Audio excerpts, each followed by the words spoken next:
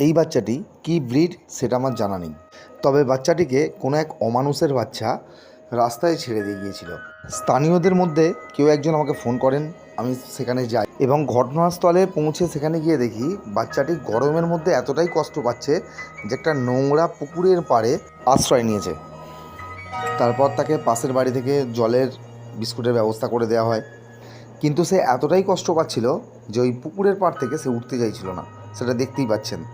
কিছুক্ষণ তার সঙ্গে সময় কাটানোর পর, তার ঘনিষ্ঠ হওয়ার পর, একটু বিকেল হতে ওয়েদার যখন নর্মাল হয়, তারপর সে আস্তে আস্তে আমার কাছে উঠে আসে এবং আমি তার সাথে আরও ঘনিষ্ঠ হওয়ার চেষ্টা করি। তারপর যেটা দেখলাম, বাচ্চাটি মোটেই অ্যাগ্রেসিভ নয়, তাকে হয়তো কোনো কারণে অ্যাগ্রেসিভ করে ফেলা হয়েছিল। কিছুক্ষণের মধ্যেই সে আমার কাছে আসে এবং আমার গা থেকে আরও বাচ্চার গন্ধ পায়।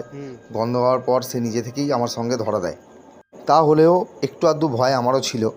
তো যাই হোক, তো আমার সঙ্গে কিছুক্ষণ কাটানোর পর ও আমার সাথে যায় এবং স্থানীয় এক বন্ধুর বাড়িতে ও আশ্রয় নেয় এবং সে হেল্প করে ওকে থাকার জন্য।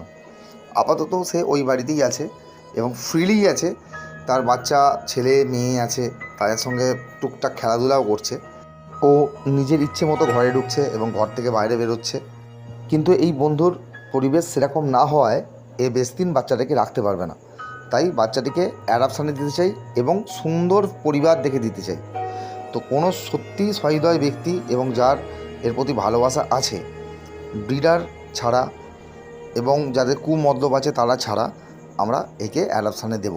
এমনটা নয় যে অ্যাডপশানের জন্য আমাদের কাছে ফোন আসেনি, অবশ্যই এসছে, বাট আমরা অ্যাডপশানে দিইনি, কারণ তাদের কথাবার্তা আমাদের সঠিক লাগেনি। তাই দর্শক বন্ধুদের কাছে অনুরোধ, আপনাদের মধ্যে যদি সত্যিই কেউ একে সঠিক একটি পরিবার দিতে চান, তাহলে অবশ্যই আমাদের সাথে যোগাযোগ করতে পারেন। স্ক্রিনে আমার নাম্বার, অ্যাড্রেস সব দেওয়া রইল, যোগাযোগ করবেন।